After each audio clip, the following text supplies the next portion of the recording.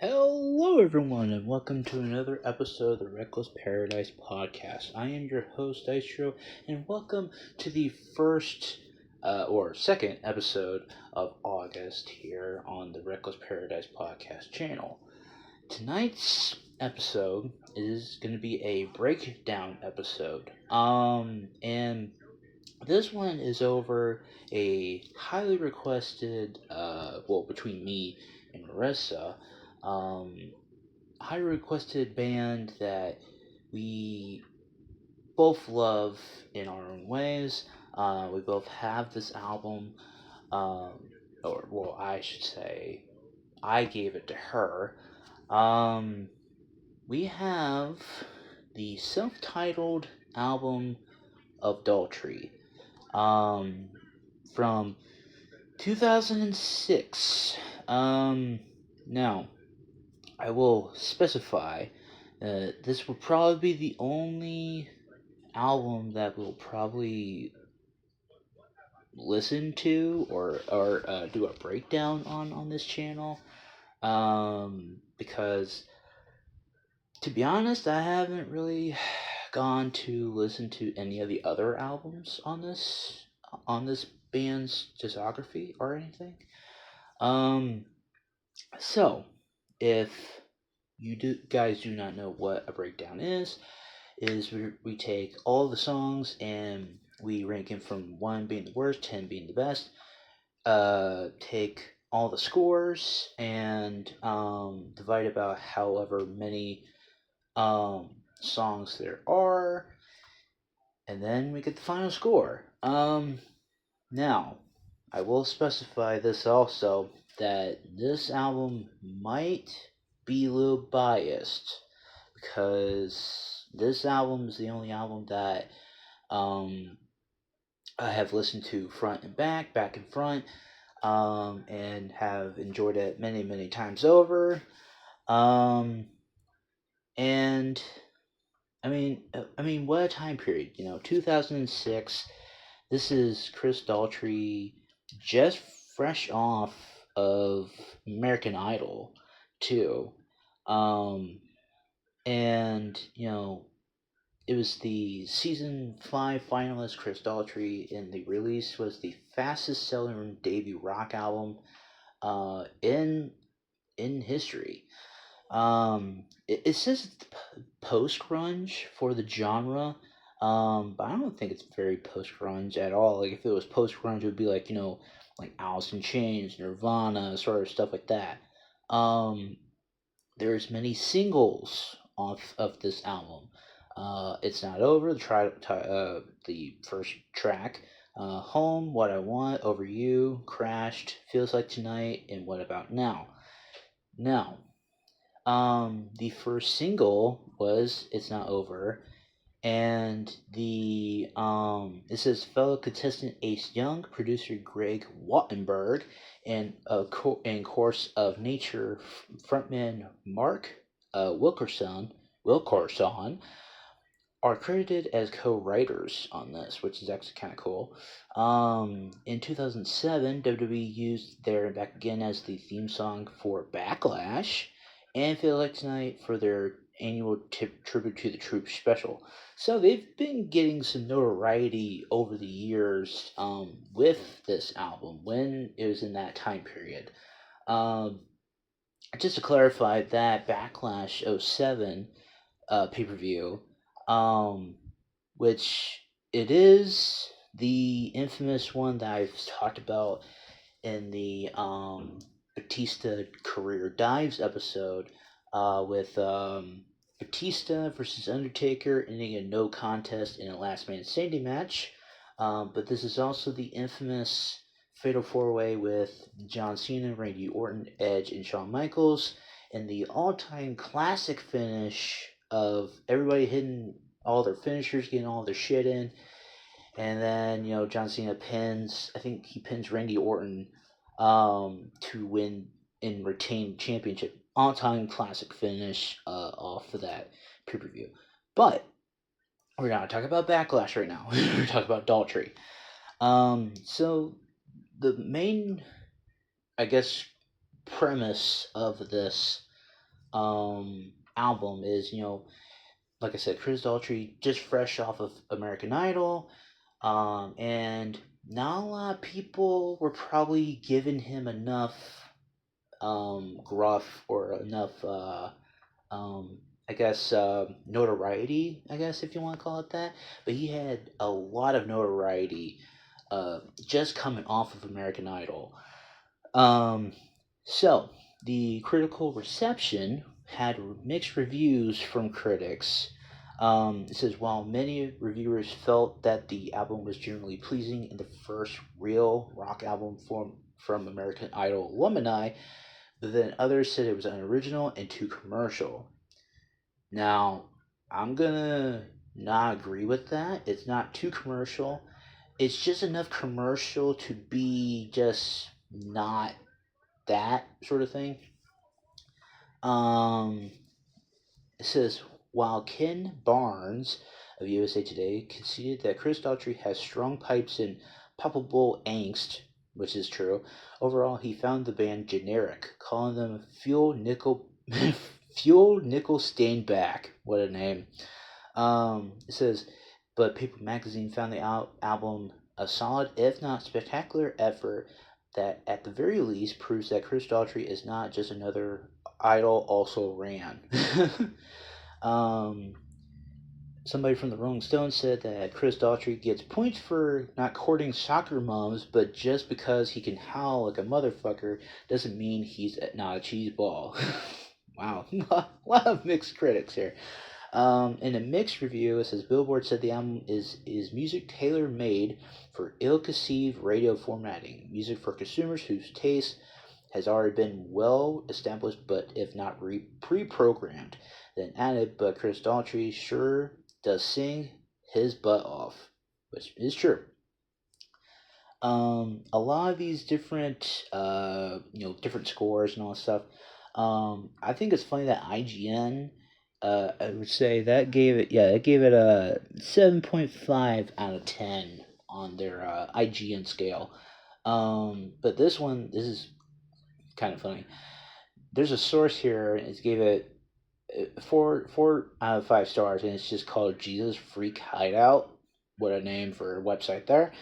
It says the record won an American Music Award in 2007 for favorite pop rock album.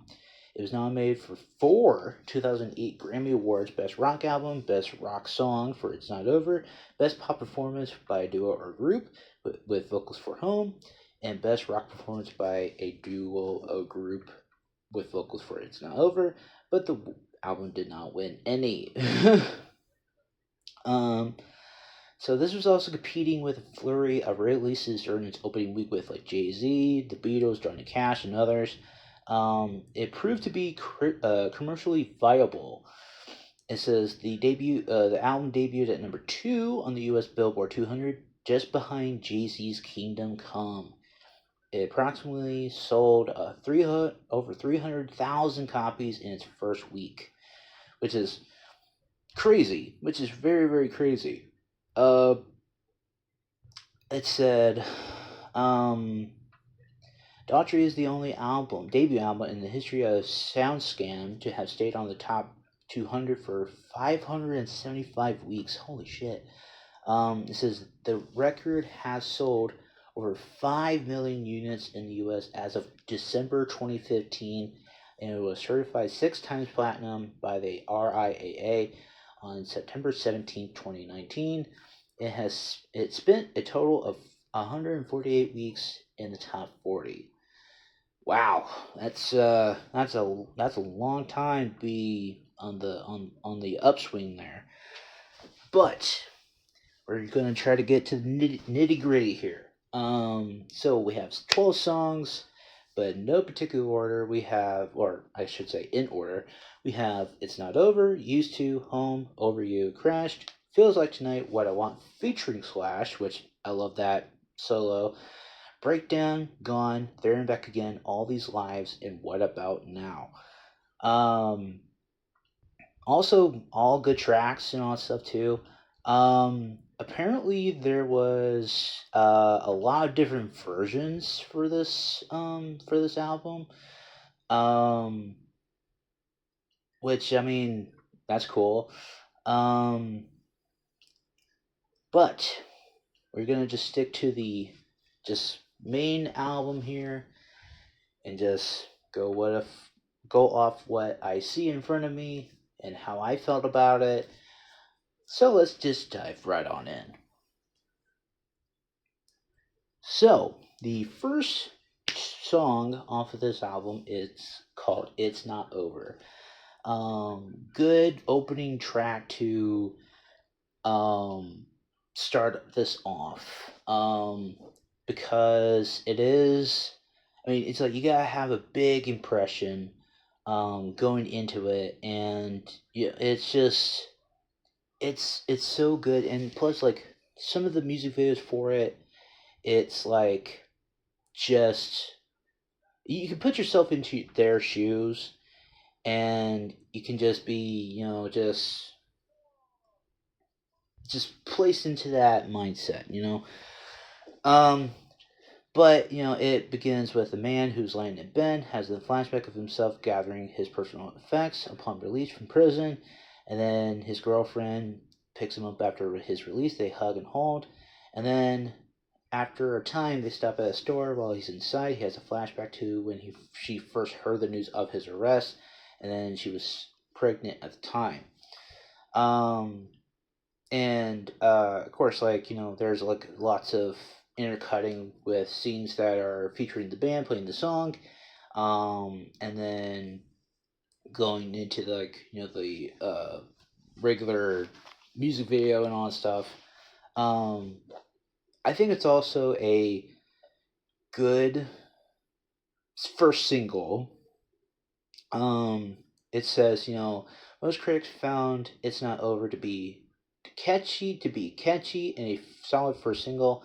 Billboard magazine called "It's Not Over" a tight, focused, and ready to rock your face off single that overflows with harmonies and acts leads that suck you in out of the box. Holy shit! I was trying to wrap my mind around that. Um, it says, ridiculously catchy. Of course it is.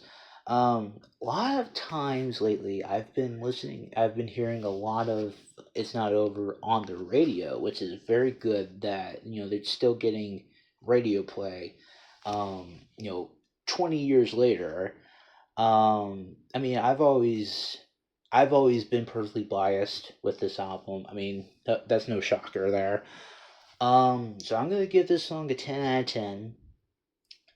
Good start to the album, like I said too. You're probably gonna see a lot of these songs probably get 10 out of 10s. I mean, it's like, again, it's not me trying to be biased, but it's like every song on this album is a smash hit, and I'm just gonna try to tell you how it is or what it is. I mean, some of these songs might not get that treatment, but just for now, I'm gonna give it the first song 10 out of 10. So, on to song number two, we have "Used to." Now, this one for me was more just of a uh, kind of like saying to people like how we used to be, sort of thing, like with like a I guess you would say like with a couple, um and you would think, it's probably something along those lines, you would think. Um, but we are going to go to a deep dive here. So, Daughtry's used to, I should say, is a heartfelt rock ballad that explores nostalgia, longing, and the desire to return to a lost relationship, which that happens nowadays. Um, it says the song captures the emotional aftermath of a partnership that once felt secure and effortless, but now replaced by distance, uncertainty, and emptiness. Which a lot of that's a lot of relationships nowadays. I would say, like, if I could put this in my own personal opinion here, this album was a huge like roller coaster ride for me. Like lots of ups and downs, ebbs and flows. Loop de loops, round we go. And it's not over as like that's the start of the movie or start of the ride, I should say. And then like how it like used to, like with used to, it goes into like okay, like this is how it used to be, but now like where do we go from here? Um, and I've always liked that about Daughtry as well. Um, and I've always said this about a lot of bands. It's always good to talk about topics that not a lot of people is going to talk about at them for themselves, I should say. And I think this one is not too can't be, but it's not too serious to be like more like, hey, this is like what it is. Um, I mean, it's still a pretty good song too. I give it a 10 out of 10. Um, but I would say the next song it will no pun intended bring a lot of people to I guess I would just say their home roots. The next song up for grabs on this album is called Home.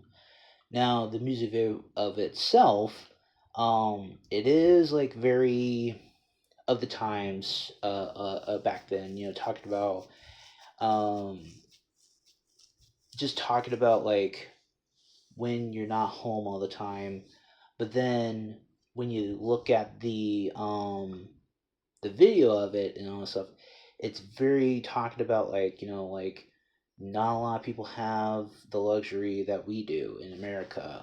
Like talk about like China, Japan, Africa, like South Africa, whatever. Um, but there is a song meaning behind this, which is actually kind of interesting. So Chris Daughtry told Entertainment Weekly, I had already made it through to Hollywood, but I'm still at home at this point because once you make it through auditions, there's this whole torturous waiting period, which that's also true. And I got in that mindset of what this is going to be like. I'm going to be away from my family for the first time and I'm not working a job anymore. This is weird. I'm wrapping my head around something a little more radio friendly, and I just start strumming and wrote home within 15 to 20 minutes. That's pretty good timing.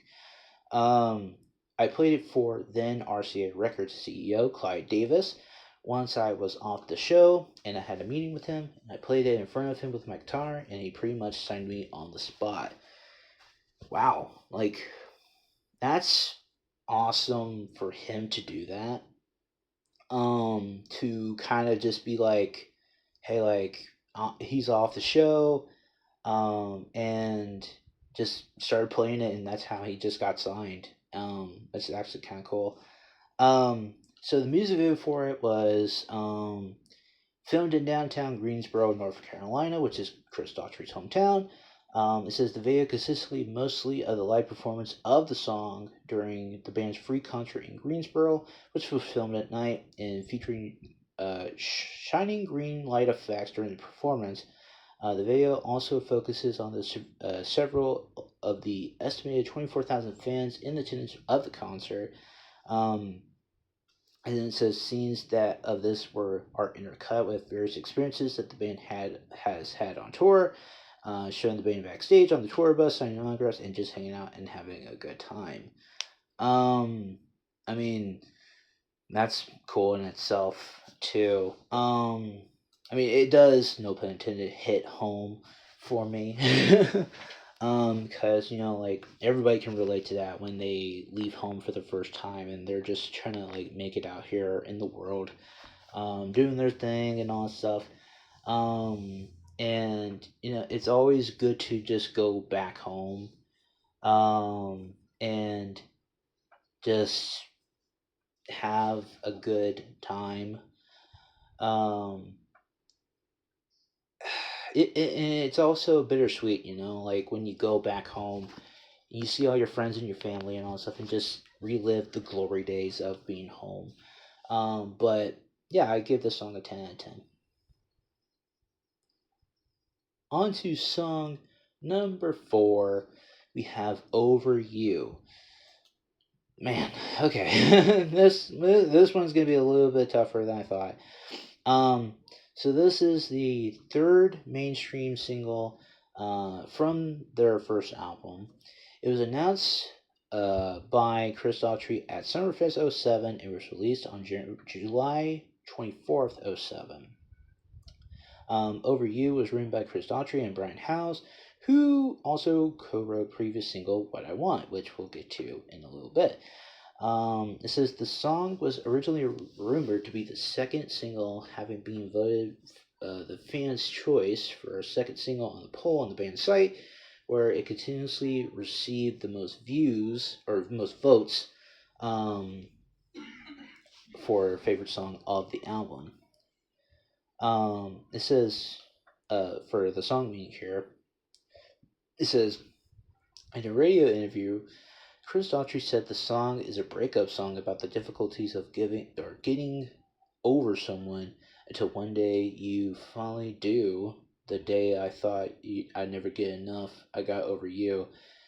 Chris quote on the meaning over you, or Chris's quote on the meaning. It says, "You're with somebody for a really long time, and you pretty much think that this is the person you're going to spend the rest of your life with. And then they drop the ball on you. Then you think it's over. Your life is done. But then somebody better walks in." Which, hey, that's very, very true. Because, like, you know, if somebody has been with you for so long, and then they just drop the ball and just, you know, mess with you and mess you up and all stuff, you think, oh man, like my life's over and all that stuff, and then it's like somebody else just comes along and says, like, hey, like, you know, like, I'm here, you know, like, whatever, like, what up? Um, I mean, again, it's like 4 songs in a row, and we're getting 10 out of 10s all in a row. Okay, I think I'm probably biased. I think I'm probably biased. Um, I mean, and plus the music video is so impactful too. Um, and plus like Chris Daughtry with the red guitar as well as like it's very iconic, very at the time. Um, and plus like the video itself like shows like this girl who's like very much in like an AA meeting and trying to get her life together, but then goes back to the night where she, you know, meets up with this guy and kind of just causes this crash and all that stuff. And then, you know, she's living with that guilt of, you know, reliving that same day, kind of like in her head over and over again, like being like, you know, I wish I was the one that did that sort of thing. It's very impactful stuff. And plus, like, you know, it's has to do with like drinking and driving. So, you know, there's always a good like little message in the thing, like, you know, like don't drink and drive, stay safe, save lives, you know, thing. Which is a very, very good positive message. On to song number 5, we have Crashed. Um this one is, oh man, this one is a good one too. Um So this was co-written by the band's frontman Chris Daughtry, obviously. It was the band's third single service exclusively to the U.S. rock stations on September 5th of '07, and it was the fifth single overall for the band's self-titled album. Upon its release, the song got ads at those stations, along with some alternative and top 40 stations. In 2026, cool, the band released a re-recorded version of the song as part of their album There and Back Again. Interesting. It says music. It says like What I Want. It did not have an official video, but since the band made one for their for the main third single, Over You Instead. It did, however, have an unofficial promo video that mixes black and white scenes of the band performing with clips from the ACC and SCE college football season, which is actually kind of cool. Which is the song was used to open. Oh, that's cool. There's no meaning or anything like that. Uh, but I know one of the lyrics is like, crashing into you like a runaway train and having to me and all that stuff, and I can't run away. Um, it's always been, a lyric that stuck with me every once in a while. Um, and plus, like, Chris's very much raw emotion and his delivery and all that stuff too makes it just super over the top. Not over the top in that much, but like just very much a good song all around. I mean, I give it a 10 out of 10 as well.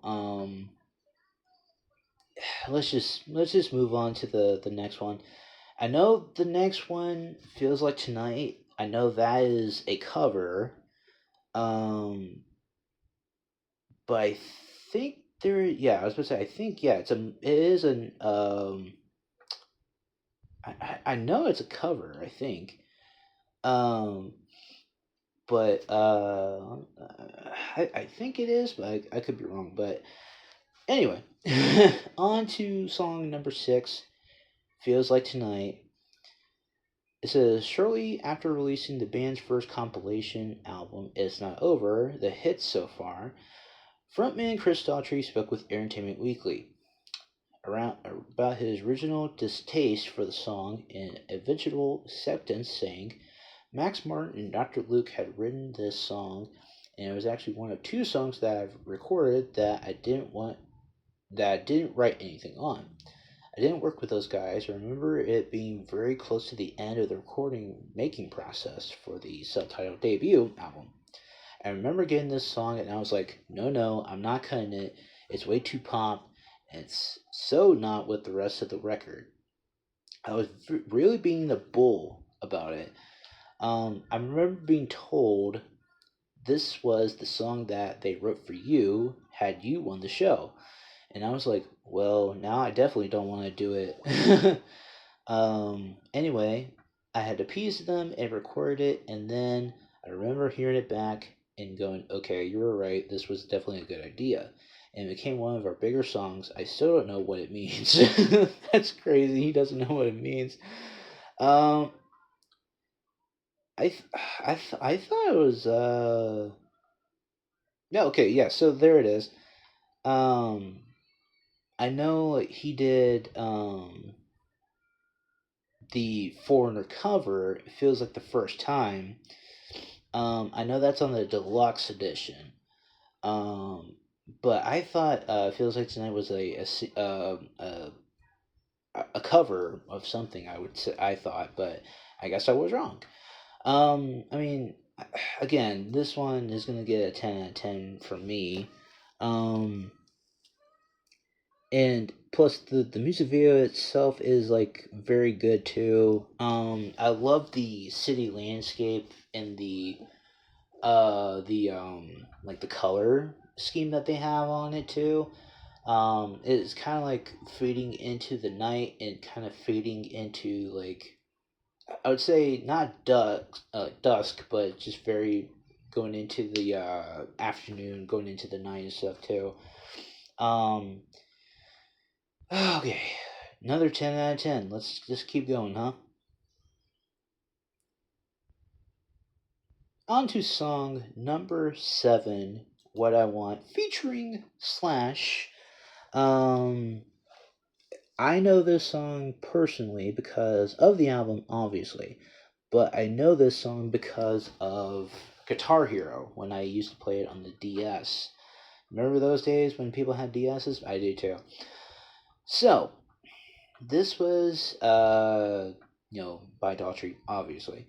It was released to rock radio in the United States on April 23rd, 2007, as the second U.S. single and overall third single from the album. This song features Guns N' Roses lead guitarist Slash on guitar, earning him his first featured artist credit on a song. The band opted to release the track to rock radio only because their second single, Home, was not being played on rock stations due to its lighter sound. Since the band had success on the format with their first single, It's Not Over, they wanted to follow the song up, so they opted to release What I Want. Since this was not a full single release, a music video for the song was not made, which that's a shame. I wish there was a music video for this song. What I Want is also featured as one of the songs on the Guitar Hero on Tour game for the Nintendo DS, which I remember playing that a lot back in the day. Playing that. So, and it says in 2026, the band re-recorded the song for the compilation There and Back Again with Steve Periana, if I'm saying that right, replacing Slash as the lead guitarist in this version. I actually kind of like the Slash version, but I've never went back to see or hear the re-recorded version at all. I mean, it's almost a 3-minute song, and it's pretty good, packed in 2 minutes 48 seconds. Um, and it was written by Chris Daughtry and Brian Howes, and it was one of the first tracks. So this was one of the first tracks written for the album, which is actually kind of interesting. So if it makes you feel, I guess, any better, any musical nerds out there, this is What I Want was really originally composed in the key of E major. It's set to a driving rock tempo of 140 beats per minute. It says Daughtry's vocal range from F, I guess F4 to B5. Um, okay. So there is sheet music for this as well. But I really can't read sheet. I can't read sheet music. But if I'm butchering that, I'm so sorry. Again, another 10 out of 10 song, and the hits just keep on coming. So we're on to song number 8. We have Breakdown. Now I remember this song being played a lot when I was listening to it a lot. So the meaning of behind this one, it is a rock ballad that explores the emotional toll of a relationship on the brink of collapse, driven by constant criticism, unresolved grievances, and the struggle to keep love alive.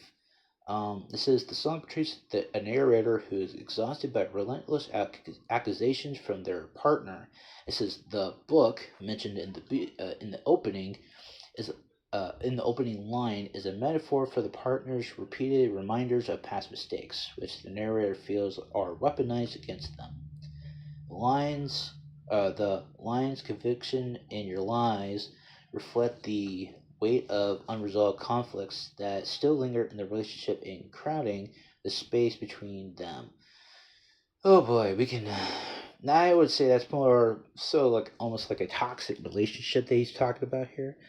Um, I mean, it's also good to like just kind of talk about this stuff, and it's good to like just get it out there and be like commonplace about that. I mean, again, this song is a 10 out of 10 as well. I know the live music video that I've seen the live performance of was actually pretty cool because the drummer did play a part in the singing and stuff too. Um, and the drummer was killing it on the on the set when or on the drum set I should say when he was playing it. Um, I mean, when I'm looking at, it says emotional toll of a relationship on the brink of collapse and the struggle to keep love alive. That sounds more like a toxic relationship to me, at least. Um, but hopefully not a lot of people won't have to deal with that. And let's just keep the train rolling. We are on to song number 9 with Gone. Now, I think this one is the I can't remember. I can't remember what was the one. No, okay, so yeah, okay. The next one before What About Now, that one's the one I was going to be talking about more. So, Gone, it is a raw, emotionally charged song about profound loss, betrayal, and the psychological collapse that follows a loved one's departure. The narrator is not simply missing someone, they feel fundamentally broken, describing themselves as dead inside since the person turned on them. Oh boy, we know how that feels. And I think it's also feels like to me that Chris kind of gotten like some heartbreak going on and stuff. Or maybe like something had happened previous like relationship or something, and it's kind of just going out from pen to paper. Um, that I do not know, but the betrayal and broken promises, the emotional numbness, the longing, hopelessness, isolation, emptiness, and then desperation for help. Because the bridge, reach up to the sky when nothing seems to go right, conveys a plea for guidance or rescue in a time of confusion or despair. Which I mean, hey, there's always somebody out there for you, and that person may not be the right person for you, but hey, if you give them a chance, they'll give a chance on you, and just be open with them. Don't sugarcoat anything. Just lay your cards out on the table and just be like, hey, this is what I am, and if you don't like me, that's cool. But like, hopefully they'll take a chance on you and just make your life happy. I mean, again, I give this song a 10 out of 10. And plus it's straight bangers, man. It's like it is straight bangers. On to song number 10, There and Back Again, Bars. I don't think I mean to do it that way, but it was just like, hey, you gotta go for it. um, this song has a very special place in my heart.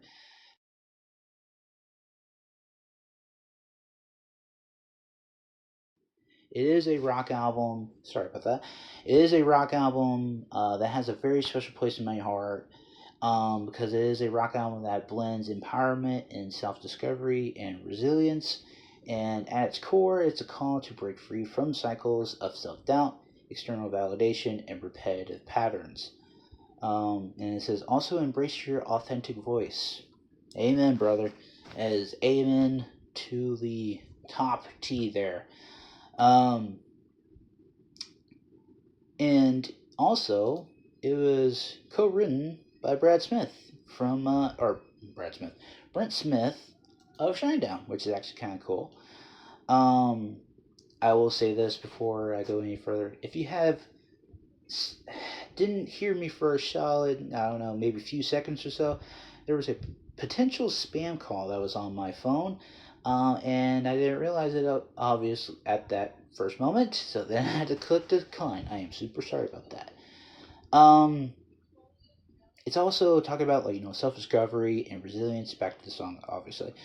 Self discovery and resilience, taking control of time, letting go of outdated beliefs. Which, hey, that's of course, hey, don't Don't do that to yourself. Hearing your own voice, then calm introspection. It says hearing your own voice. It says the repeat question: have you made a choice to hear your voice or hold on to what they said? It says highlights the tension between authenticity and conformity. Be authentic to yourself. You always have a voice, and no matter what anybody says, your voice always has to be heard. That's always been, something that, my father and my mother has told me before. Let your voice be heard. Because if you don't speak up, and if you don't, don't speak up, if you don't speak up and you don't let yourself be heard, then people are just gonna run over you and just be like, hey, like, we're not taking you seriously. Um, I mean, of course, I gotta give There and Back Again a 10 out of 10. I mean, obviously. Um, man, and plus, like, that's crazy that Brent Smith from Shinedown had, uh, co-written the song with Daughtry, which is actually kind of cool. Um, which is actually a cool thing to hear. I wish they could have done a Shinedown Daughtry collab, which that would have been kind of cool. Especially around this time period, 06, 07. I mean, I don't know. He could have done that, but we'll just never know. On to song number 11, we have All These Lives. Now, I think this is the one that Marissa has told me before. Um, it was about a. Oh, yes, okay. So, so this one is sort of um, I would say like a content warning thing. Talking about like child predators and all that stuff, or a violent predator or whatever. So I guess viewer discretion is advised on this song. So it says, this is a powerful rock ballad that explores the emotional devastation of a parent discovering their child has become a violent predator. It says Chris Daughtry wrote it with Mitch Allen, inspired by the theme of a child abduction, and intended to shed light on the real world horrors of such crimes, which that happens everywhere in America, or in any country as of late. Like child abduction is like is not something to is not something that you should um turn your back to, because like a lot of people's kids get abducted every single day, and it's not a cool thing to tell that parent or tell that sibling or whatever that your brother or sister is just gone. um and it says the core theme behind it is like the song portrays a parent's nightmare. Their child has turned into a disease, a harmful destructive force, taking lives and tearing apart families. The repeated refrain, all these lives that you've been taken, underscores the irreversible loss and the heartbreak of loving someone who had become unrecognizable. Which I mean, like that happens a lot. And plus, like some of the imagery and symbolism on this, violent intrusion, the broken window and glass sprayed across the floor, symbolizes sudden destructive violence.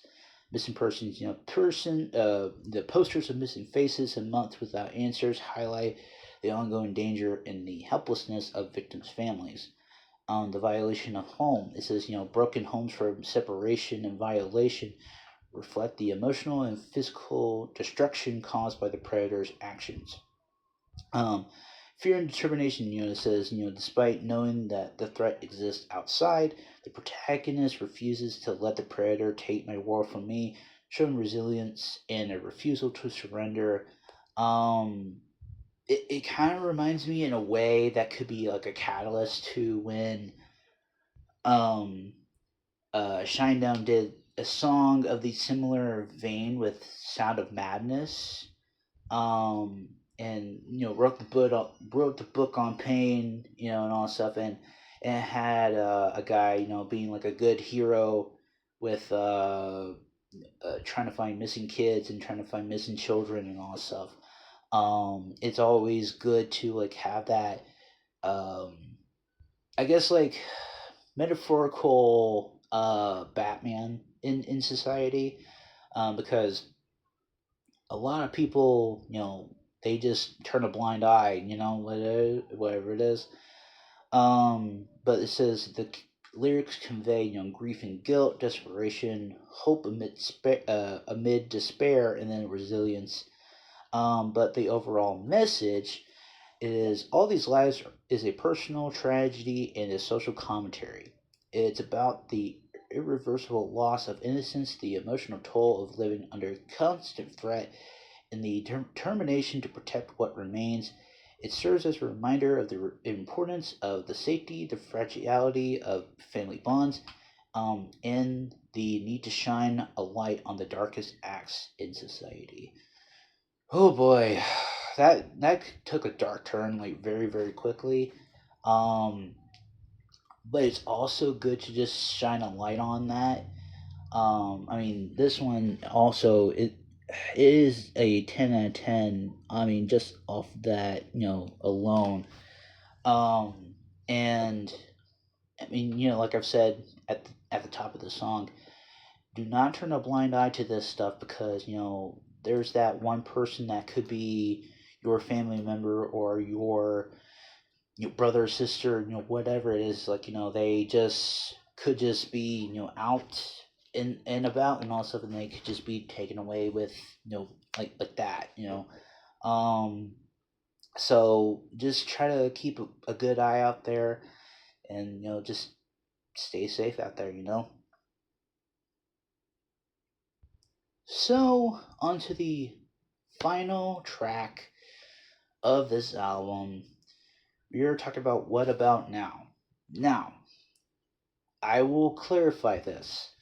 What About Now is one of the, I would say, a tough song for me to kind of go through without crying, because it has a lot of good topics and talks about a lot of topics that is still relevant to this day. So this song is a ballad. It was written by Ben Moody, David Hodges, both former members of Evanescence, and Josh Hartzler, who is married to Amy Lee, the lead singer of Evanescence. It is one of only two songs on the album, at least not at least co-written by Chris Daughtry. The song was announced on the band's next single as the band's next single on their website. So then a year later, pop group Westlife released a version of the song that reached number 2 in the Irish singles charts and UK singles charts. Westlife's official music video is marked as the last film that the large part of, I do not know how to pronounce this name, but is the largest and most voluminous ice cap in Iceland. Well, it's that glacier in Iceland was seen in because of the distortion caused by a subsequent volcanic eruption. This was the music video, of course. It was officially on the band's website, but the video is official commentary depicting several people and places affected by poverty, natural disasters, war, and other world issues. Several comments are made about these issues, and the video also asks introspective questions to the viewer. Certain people who are working to help these problems are shown throughout the video, with their names and what they're associated with listed. The video features a light bulb that has yet to burn out, which symbolizes that it's still possible to make a difference. The video concludes with the final question to the viewer, what about now, shown next to the burning light bulb. A few shots of the band playing the song is also shown in the video. I mean, like I said, it's like talking about poverty, natural disasters, war, and all stuff like. But it's like, what about what you can do to make all these people in places a better place? Like asking different questions, like I said in the video. Um, which I think it's actually kind of cool that they did that. Um, and I think it's also kind of cool that a different band did it. Um, it was released. It was recorded in '08, but released in '09 by the British or Irish boy band Westlife. Um, that's interesting. Um, hmm. Oh, okay. I think I thought I knew Brian McFadden, but yeah, that's kind of cool. Excuse me. Um, Again, I think it's actually kind of cool that two members of Evanescence and then the husband of Amy Lee at that point um written this song together, and then they just gave it to Chris Daughtry and just be like, hey, like, why don't you sing it? Um I'm not gonna go into the deluxe edition thing, because it was just mainly just strict focus on the 12 tracks. Um I'm gonna give this final song a 10 out of 10. I mean, like, it's like it's very a good way to end off on. Because I feel like this is just me. I feel like with It's Not Over to Feels Like Tonight, it's more of a lighter side of things. And then when you get to What I Want through What About Now, it feels like it's got to like a dark tone of this. And just kind of just be like, hey, like, these are topics about different things that's going on in society nowadays. But I think that's what I feel like it is. I mean, should I even like try to give you an official rating? I mean, it's a 10 out of 10. It's a 100 all around. Because like, I mean, if I even try to do the math, I don't think the math's gonna math. But I guess we could just wait and see. But I'm gonna go ahead and just do my tallies, and I guess we'll just get the overall score. Yep. I mean, clear cut winner. I mean, it's 100 all around. Um, I mean, like I had said going into it, the overall album, it is the debut album for Daughtry, and I have listened to this, album so many times over the years, and just kind of just loved it from, you know, back to forth, back and forth, or front to back to front, and just loved it every single time. And I think it's just one of those one of those albums that can stand the test of time, 20 years later, and still produce a very kick-ass album. I mean, in November 21st, 2006, it'll be 20 years old. And I think it's still, I would say, their best album to date. I mean, because I haven't listened to all the other albums, like I said, but this one was the forefront of the Daughtry journey that me and Marissa have both agreed on, that this album's like the best album for us to listen to. So, with that being said, the final grade for this album is 100. I mean, A plus. I mean, A plus if I want to give it a higher rating. Um, what else could I even say about this album? Um, like the fact that they had went to like so many different studios to get this done, which that's actually kind of insane to do. I know like when we did the Foo Fighters pilgrimage and all that stuff, like some of the albums were at a major studio, then there was like some that were at Dave's garage and all that stuff. These guys went to all these different studios in California and just did it.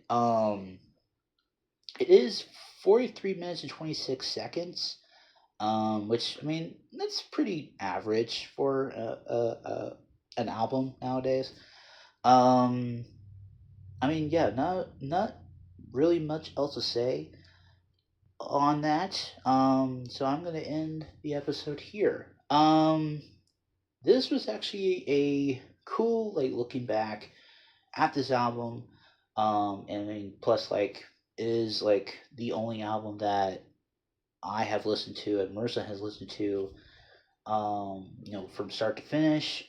And it's probably going to be the only album that we will probably listen to. I'm just going to say that out front.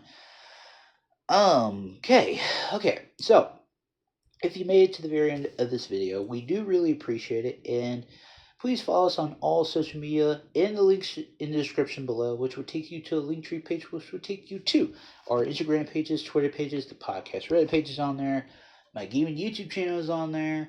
I have been trying to upload more of like TikTok stuff, and the some of the other stuff that I've done is like gaming content, like I've said.